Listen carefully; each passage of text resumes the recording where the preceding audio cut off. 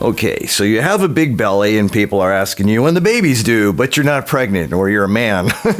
You're looking down at it and you're thinking like, where did I get this? How did I get this? And is it bloating or inflammation or that thing called SIBO that people are talking about? Or even worse, is it like thousands of alien worms breeding and growing inside me? Or is it just plain fat? How can I tell? And more importantly, what matters most of all, how do I get rid of it? Well, let's just jump right to it. If you stop eating and it goes down, like, you sleep throughout the night, you haven't slept in a long time, you haven't eaten in a long time, and it goes down, it's probably inflammation. If it goes down just a little bit, it may be SIBO, and if you wake up, isn't it the same as it always was, then you feel fine, it's probably just fat. A fat bulge tends to be soft and squishy and more uniform. It usually doesn't change much throughout the day, and it's generally distributed evenly across your lower abdomen. Fat bulge typically covers the whole lower abdominal area symmetrically. And if you have a history of weight gain or poor diet or lack of exercise, the bulge is more likely related to fat accumulation. Fat accumulation doesn't change much during the day or after meals. It just kind of remains the same, constant size and feel, no matter what.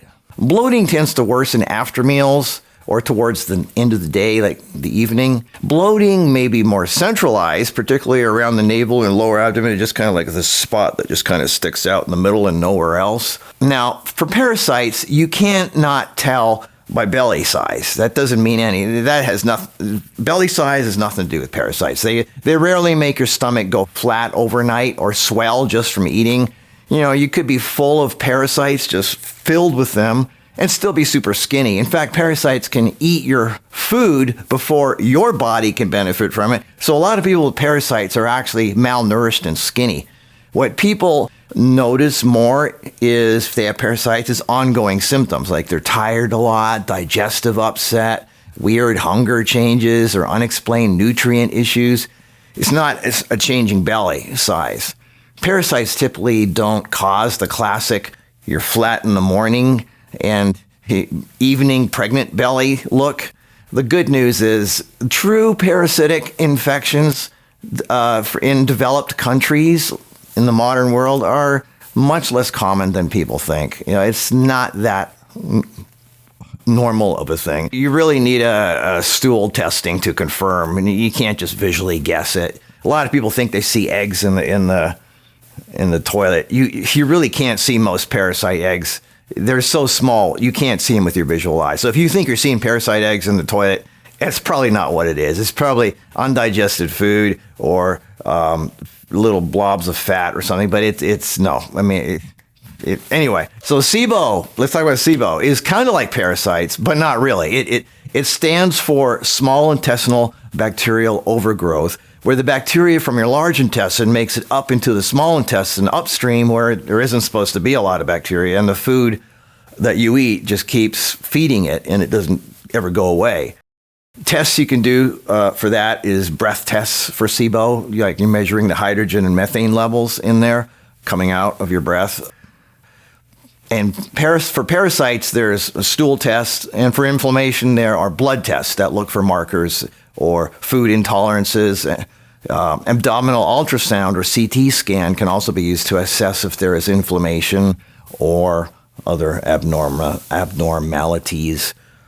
All right, so what can you do? Well, clean up your diet. Only a whole foods diet rich in vegetables, lean proteins, healthy fats, while avoiding processed foods, sugars, including fruit juice. You've already heard me say this a million times, but how many people are actually doing it? Anyway, all right, number 2, fasting or intermittent fasting can help both fat loss and digestive issues by giving your gut a chance to relax and heal and give it a break.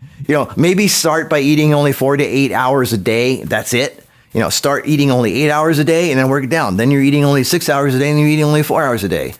Number 3, consider a gut cleanse like aloe vera or aloe vera juice can act as a mild detoxifier and help soothe and heal the digestive lining.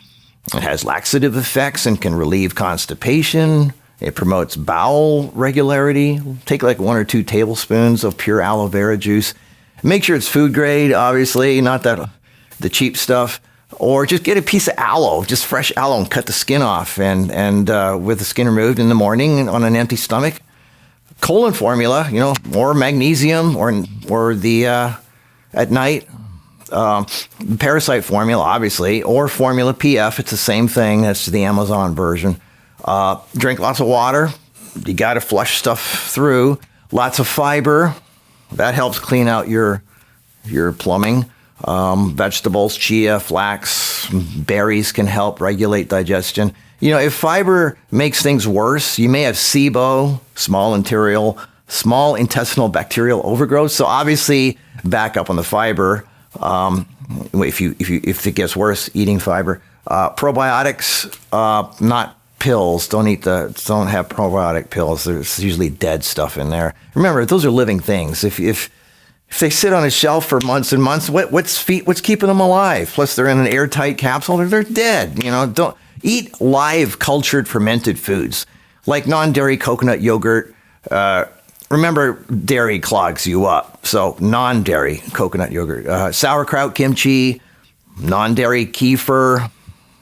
If it's just plain fat, eat fewer calories, cut the sugar, and start really moving your body. At least 3 20-minute walks every day. No excuses. 3 20-minute walks at least every day, especially after eating. You must walk after eating. This is non-negotiable.